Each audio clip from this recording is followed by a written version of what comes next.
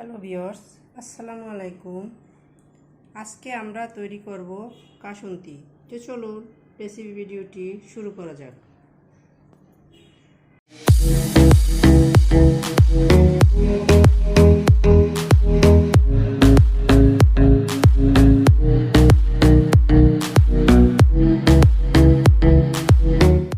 শুরুতেই এটা তৈরি করার জন্য এখানে আমি নিয়েছি মেজারমেন্ট কাপের 1 কাপ সরিষা। এখানে আমি সাদা কালো দুইটা সরিষা মিক্স করে নিয়েছি।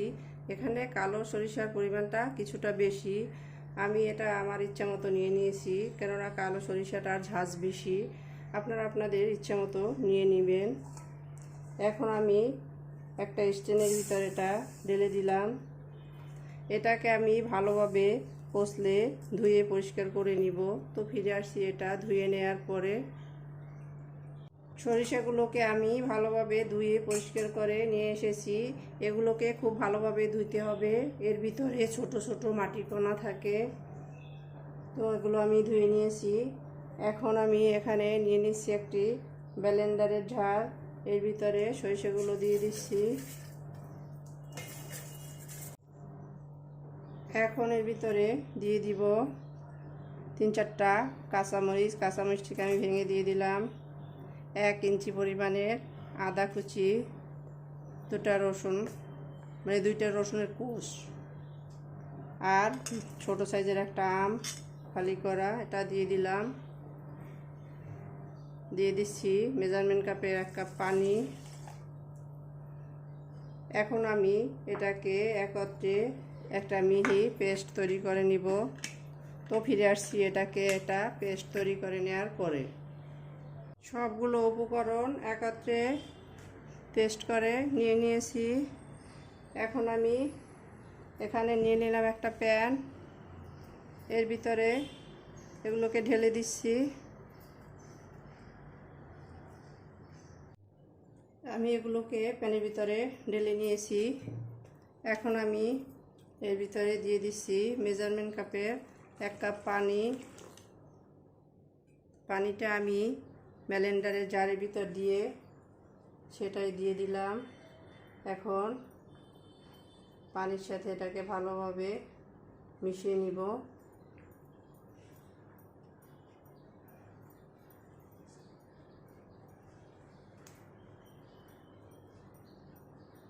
মিশিয়ে নেওয়া হয়ে গেছে।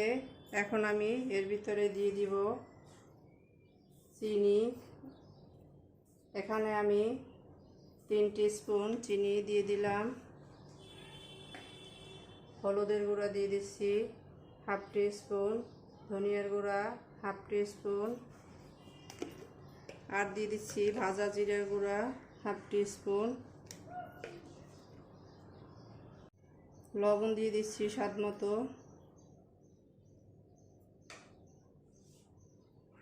সবগুলো উপকরণ এখন একত্রে মিশিয়ে নিচ্ছি। সবগুলো উপকরণ খুব ভালোভাবে মিশিয়ে নিয়েছি। তো এখন চলে যাব কিচেনে। তো চলুন কিচেনে যাওয়া যাক। কিচেনে এসে আমি চুলায় এটাকে বসিয়ে দিয়েছি, চুলাটা অন করে দিয়েছি।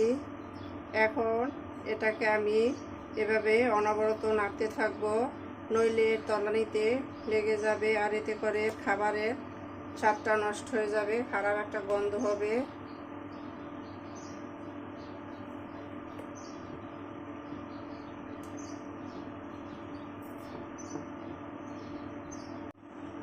দেখতেই পাচ্ছেন এটা ফুটতেছে। তো আমি এখন এর ভিতরে দিয়ে দিব 1/2 কাপ পরিমাণের ভিনেগার দিয়ে দিলাম। ভিনেগারটা দিয়ে এটাকে ভালোভাবে জাল করে নিতে হবে।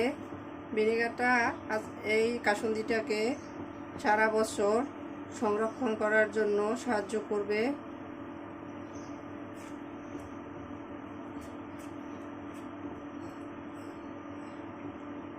শুধু সারা বছর সংরক্ষণের জন্য সাহায্য করবে না, ভিনেগারটা এটার স্বাদটাকেও অনেক গুণ বাড়িয়ে দিবে।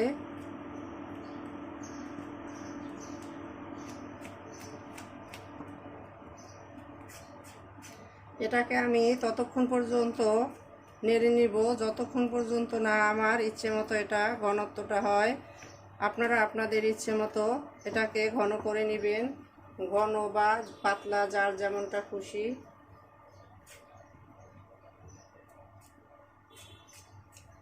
তো আমি এটাকে 3-4 মিনিট এভাবে জাল করে নিব। তো ফিরে আসছি 3-4 মিনিট পরে, ফিরে এলাম 4-5 মিনিট পরে।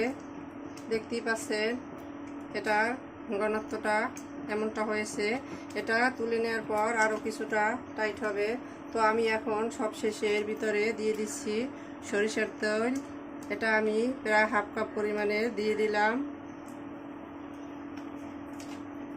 এখন আমি এটাকে নেড়ে কাসুন্দির সাথে মিলিয়ে দিব যতক্ষণ পর্যন্ত না এটা খুব ভালোভাবে মিলে আসে, ততক্ষণ পর্যন্ত আমি এটাকে জাল করে নিব।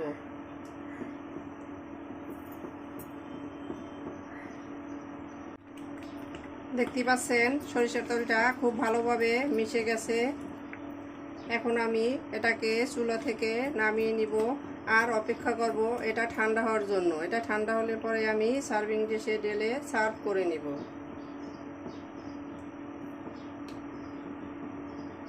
সার্ভ করে নিলাম আমরা আমাদের কাসুন্দি। এটা আমরা পেয়ারা, আম মানে কাঁচা আম সব কিছু মাখার সাথে দারুণ লাগে।